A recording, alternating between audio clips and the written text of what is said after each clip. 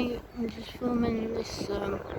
This is a little train that goes all the way around the boating lake that we've already filmed. I think it might be not going to move just yet. So this is the very far end of the boating lake, and when it does decide to get moving, it goes all around the very back of the boating lake.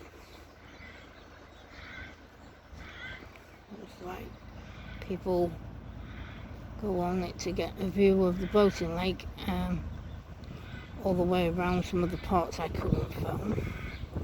And then when you get off it at the other end, you can board another train that literally drives all the way down the seafront